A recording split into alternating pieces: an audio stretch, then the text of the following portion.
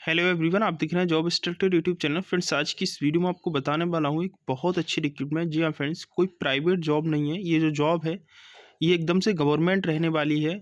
इसमें ना ही कोई एग्ज़ाम होने वाला है और ना ही कोई इंटरव्यू होने वाला है। बहुत अच्छी अपॉर्चुनिटी है, केवल मेरिट बेस पे ही रिक्रूटमेंट है। और ये जो रिक्रूटमेंट निकाली गई है वो इंडिया पोस्ट के प्लेटफॉर्म पर है, राइट। इसकी ऑफिशियल वेबसाइट पर लेके चलूँगा, वहाँ से इसकी पूरी रिक्रूटमेंट जो 21,413 पदों पर ये रिक्रूटमेंट निकाली गई है उसके बारे में मैं आपको डिटेल्ड बताने वाला हूँ। पहली बार चैनल पर विजिट करें तो सब्सक्राइब कर लीजिएगा। ऐसे ही गवर्नमेंट व प्राइवेट जॉब्स की अपडेट्स आपको जॉब इंस्ट्रक्टर यूट्यूब चैनल पर मिलती रहेंगी। यहाँ पर जो भी जॉब्स बताई जाती है एकदम से ऑथेंटिक होती है, कोई फेक अपडेट, कोई फेक इन्फॉर्मेशन नहीं बताई जाती, राइट। तो चलिए स्टार्ट करते हैं और इसमें वैकेंसीज़ की बात करते हैं। तो इसमें एक तो आपकी जो पोस्ट ऑफिस का जो ब्रांच होता है वहाँ के मैनेजर, ठीक है, और एबीपीएम की वैकेंसी और जीडीएस जो ग्रामीण डाक सेवक होते हैं उनकी वैकेंसी है। सैलरी की बात करते हो तो सैलरी भी इसमें परमानेंट वाली जो सैलरी होती है वो रहेगी इसमें करीबन 18 से 25,000 के 30,000 के राउंड आपकी इसमें सैलरी रहने वाली है। गवर्नमेंट जॉब में जो आपका बहुत सी जैसे महंगाई भत्ता वगैरह आपका हो जाता है तो काफ़ी एड ऑन होके आपकी सैलरी आती है, तो वो सारा कुछ आपको यहाँ पर मिलने वाला है, राइट। तो चलिएगा स्टार्ट करते हैं। कमेंट पे आप ज़रूर बताएं किस जॉब की प्रिपरेशन कर रहे हो, क्वालिफिकेशन आपकी क्या है, जिससे मैं क्वालिफिकेशन के अकॉर्डिंग वैकेंसीज और वीडियोस आपको ला पाऊँ। तो देख सकते हो फ्रेंड्स, मैं इंडिया पोस्ट की ऑफिशियल वेबसाइट पर हूँ। आप आएंगे गूगल पर इंडिया पोस्ट, ठीक है, gdsonline.gov.in ये ऑफिशियल वेबसाइट है। मैं आपको इसको रिफ्रेश भी कर देता हूँ, कोई ये ना कही कि स्क्रीनशॉट है। ऑफिशियल वेबसाइट है। यहाँ पर एक स्क्रॉल होता हुआ आपको एक पॉपअप विंडो नोटिफिकेशन दिखेगा।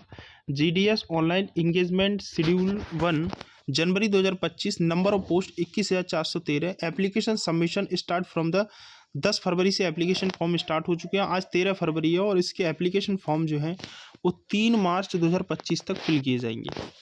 इसके ऑफिशियल नोटिफिकेशन को मैं डाउनलोड कर लेता हूँ। यहाँ पर क्लिक करूँगा, ठीक है, नोटिफिकेशन पर, और नोटिफिकेशन पर यहाँ पर डिस्क्रिप्टिव नोटिफिकेशन जो लिख रहा है उसको आप यहाँ से क्लिक करके डाउनलोड कर सकते हो। तो चलिएगा नोटिफिकेशन को मैं ओपन कर लेता हूँ। तो देखिए फ्रेंड्स, नोटिफिकेशन ओपन कर लिया है मैंने।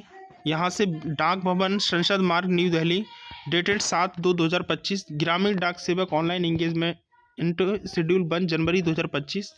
इसमें जो वैकेंसी निकाली गई है, राइट, एप्लीकेशन फॉर्म जो एलिजिबल कैंडिडेट है उनके लिए फॉर्म है। ब्रांच पोस्ट मास्टर की वैकेंसी है और असिस्टेंट ब्रांच पोस्ट मास्टर की वैकेंसी है और डाक सेवक की वैकेंसी है, ठीक है। आगे मैं इसमें डिटेल में आपको बता देता हूँ। इसकी ऑफिशियल वेबसाइट ये है जहाँ से मैंने ये नोटिफिकेशन अभी बताया था डाउनलोड करने के लिए। जो जो इंपॉर्टेंट चीज़ है वो मैं आपको बता देता हूँ। इसके जो एप्लीकेशन फॉर्म है वो 10 फरवरी यानी कि स्टार्ट हो चुके हैं। आज 13 फरवरी है। 3 मार्च तक इसके फॉर्म भरे जाएंगे। एडिट करेक्शन विंडो 6 मार्च से लेकर के 8 मार्च 2025 तक इसके आप एप्लीकेशन फॉर्म को एडिट और करेक्शन कर सकते हो, ठीक है। दूसरा यहाँ पर इसमें ब्रांच पोस्ट मास्टर जो है इसकी जॉब प्रोफाइल क्या रहेगी वो इसमें बताया गया है। क्या क्या रिस्पॉन्सिबिलिटीज़ रहेंगी वो यहाँ पर बताया गया है। तो इन सब चीज़ के बारे में नहीं देखना है क्योंकि भी परमानेंट जॉब है, तो वो चीज़ आप यहाँ देख सकते हो। डाक सेवक के लिए क्या रिस्पॉन्सिबिलिटीज़ है वो यहाँ दे रखा है। दूसरा अलाउंस यहाँ पर बताया गया है कि अलाउंस वगैरह के बारे में, सैलरी के बारे में। Time related the continuity allowance TRCA which the carry annual increase of the 3%, ठीक है। तो ये सारा कुछ इंक्रीजमेंट जो होगा वो आपकी सैलरी में आपको मिलेगा, ठीक है। BPM जो ब्रांच पोस्ट मास्टर की रिक्रूटमेंट है उसमें 12,000 से लेकर के 29,380। अब आप ये कहोगे कि सर बेसिक सैलरी, तो बेसिक सैलरी तो देखो 18,000 रुपये होती है परमानेंट जॉब में। इसमें अगर सारा कुछ ऐड ऑन करते हैं कि महंगाई भत्ता हो गया, ठीक है, TDA जो कुछ भी होता है वो सारा कुछ हम अप्लाई करते हैं, तो ये 18,000 वाली सैलरी है वो करीबन 30 से 35,000 के बीच में बनती है जाकर के, ठीक है। तो ये चीज़ है आपकी सैलरी। अगर BPM की बात करते हैं तो इसमें जो सैलरी है, ठीक है, वो करीबन 30 से 35,000 के बीच में सैलरी बनेगी। ABPM असिस्टेंट की बात करते हैं और डाक सेवक की जो बात करते हैं तो इसमें आपकी जो सैलरी है वो 18,000 से लेकर के 25,000 के बीच यहाँ पर इसमें आपकी सैलरी बनेगी, ठीक है। क्योंकि इसमें सारे भत्ता वगैरह, क्योंकि जो सैलरी दी होती है वो एकदम से आपकी जो बेसिक सैलरी है वो बताई जाती है, लेकिन जब आपकी सैलरी आती है महंगाई भत्ता अलाउंस बहुत सारे मिलते हैं तो वो सारा एड ऑन होके वो मिलता है। लेकिन इस नोटिफिकेशन जितने भी आते हैं उसमें कोई भी अलाउंस वगैरह ऐड नहीं होते हैं। तो बेसिक सैलरी इसमें बताई गई है, तो बेसिक सैलरी में आप महंगाई भत्ता ऐड कर लीजिए, ठीक है। सैलरी का शायद 0.5% उसमें महंगाई भत्ता होता है, बहुत से अलाउंस होते हैं, वो सारा कुछ आपको सैलरी प्रोवाइड की जाएगी। 18 से 40 वर्ष इसमें आपकी एज लिमिट रहने वाली है, ठीक है। SC ST के लिए 5 वर्ष का रिलैक्सेशन छूट मिलेगी, OBC के लिए 3 साल का, EWS के लिए कोई रिलैक्सेशन नहीं, PWD की 10 साल का, PWD OBC के लिए 13 साल का, PWD SC ST के लिए 15 साल का रिलैक्सेशन यहाँ पर मिलने वाला है। एजुकेशन क्वालिफिकेशन की बात करें तो यहाँ पर बोला गया है कि जो GDS मतलब ग्रामीण डाक सेवक की रिक्रूटमेंट है, इसमें सेकेंडरी मतलब 12th pass certificate 10th standard with the passing marks in the mathematics and English conducted by the recognised board of the school education government of India state, ठीक है। दूसरा यहाँ पर बोला गया है कि application serve by the local language आपको आनी चाहिए। 10th के बेस से आपका जो है वो यहाँ पर मेरिट लगने वाला है, ठीक है। दूसरा इसमें अदर क्वालिफिकेशन में बोला गया है कि आपको कंप्यूटर की नॉलेज होनी चाहिए, लेकिन इसमें आपसे कंप्यूटर का सर्टिफिकेट कुछ नहीं मांगा जाएगा, ठीक है। दूसरा यहाँ पर आपको साइकिल आनी चाहिए, क्योंकि भाई आप डाक बांटोगे तो साइकिल आपको आना जरूरी है।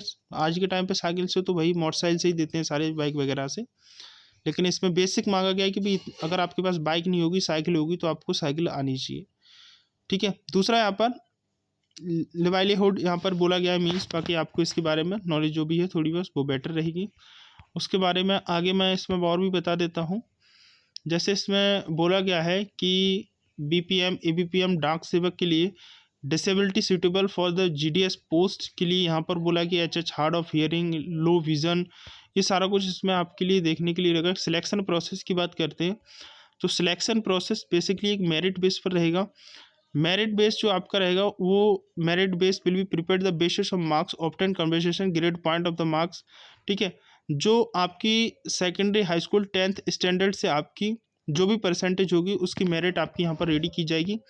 लेकिन जो बच्चे CBSE बोर्ड से होते हैं उनके ग्रेड पॉइंट मिलते हैं, ठीक है। उनमें जो CBSE वगैरह बोर्ड होता है उनमें ग्रेड चलता है। अब आप जैसे 10th उत्तर प्रदेश से आपने किया है तो वहाँ पर आपको परसेंटेज सीधा सीधा मिलेगा मार्कशीट में, लेकिन जो ग्रेड पॉइंट वाले जिनको ग्रेड मिलता है उनके लिए कैसे क्या है। फॉर एग्जाम्पल अगर आपको 10 ग्रेड मिला है, A1 ग्रेड मिला है, तो वो 10 पॉइंट कितना है उसका 10 है, ठीक है। तो उसमें परसेंटेज कैसे निकालेगी, जैसे आपको मान लो A1 ग्रेड मिला है तो A1 का ग्रेड पॉइंट कितना होगा 10 होगा, ठीक है। अब आपको इसकी परसेंटेज कैसे निकालनी है, मल्टीप्लाई कर दीजिएगा 9.5 से, ठीक है। तो इसमें ग्रेड पॉइंट कितना होगा 95% आपके मार्क्स हो गए अगर आपका A1 ग्रेड है। A2 ग्रेड में 9 ग्रेड पॉइंट होता है तो 9 मल्टीप्लाई 9.5 कर दो, तो इसमें कितना होगा आप इसका निकाल सकते हो, ठीक है। 9 45 4 और इसमें हो जाएगा आपका इतना, ठीक है। तो 85% अप्रोक्सीमेट हो गया। ऐसे B1 B2 जो भी ग्रेड आपका है उस अकॉर्डिंग आप परसेंटेज यहाँ पर निकाल सकते हो अगर आपका ग्रेड में मिला हुआ है तो, ठीक है। यही सिलेक्शन प्रोसेस है बेसिकली। इसमें जिनका देखो भाई अगर पोस्ट बात करते हैं ऑल ओवर इंडिया से, तो जितना आपका लाइक परसेंटेज बेस पे होगा तो हाई परसेंटेज रहती है। अगर आपका हाई परसेंटेज है तो आप ठीक है, नहीं है तो कोई दिक्कत नहीं है। बेसिकली आप फॉर्म अप्लाई कर दो, उसके बाद जिनका भी सिलेक्शन होगा उनका physical verification of document verification होगा, जो कि फिजिकली आपको जा करके करवाना रहेगा, जिसमें जो भी आपके लिए सूटेबल हो, जो आपके पास हो वो आप ले जाएं। मार्कशीट सभी के लिए होगी। आइडेंटिटी प्रूफ, कास्ट, जो कास्ट सर्टिफिकेट कैंडिडेट हैं जनरल को छोड़ करके सभी को कास्ट चाहिए। अगर आप PWD हैं तो PWD सर्टिफिकेट चाहिए, अन्यथा नहीं चाहिए किसी को। EWS है तो चाहिए, अन्यथा नहीं चाहिए। ट्रांसजेंडर अगर आप हैं कैंडिडेट तो चाहिए, नहीं तो किसी को नहीं चाहिए। डेट ऑफ प्रूफ के लिए मेडिकल सर्टिफिकेट आपका हो, मेडिकल ऑफिसर यानी गवर्नमेंट से, हॉस्पिटल हो, गवर्नमेंट एम्प्लॉय हो, गवर्नमेंट डॉक्टर हो, किसी से भी आपको अपना सर्टिफिकेट बनवा लें, ठीक है। दूसरा यहाँ पर बाकी ऐसा कुछ ज़रूरत नहीं है, जो जो आपके डॉक्यूमेंट हैं वो दिखवा लें, आप निकलवा लीजिएगा, ठीक है। यही है, बाकी इसमें ऐसा कुछ नहीं है। इसके अलावा आपको कुछ भी पूछना हो तो आप कमेंट में पूछ सकते हो। इसके एप्लीकेशन फॉर्म कहाँ से फिल होंगे वो मैं आपको बता देता हूँ, राइट। दूसरा यहाँ पर फॉर्म फिल करने के लिए आपको सबसे पहले रजिस्ट्रेशन करना होगा, अप्लाई नाउ करना होगा, फीस पेमेंट करना होगा, ठीक है। तो मैं सबसे पहले रजिस्ट्रेशन पर क्लिक करूँगा। रजिस्ट्रेशन पर यहाँ पर क्लिक करता हूँ। इसका फर्स्टली आपको रजिस्ट्रेशन करना होगा। अपना नेम, डेट, जो भी फादर डिटेल मांगा जा रहा है वो सारा फिल करने के बाद सबमिट करेंगे। आपकी लॉगिन ID बनेगी। लॉगिन ID बनने के बाद आप इसके फॉर्म को फिल कर सकते हो, ठीक है।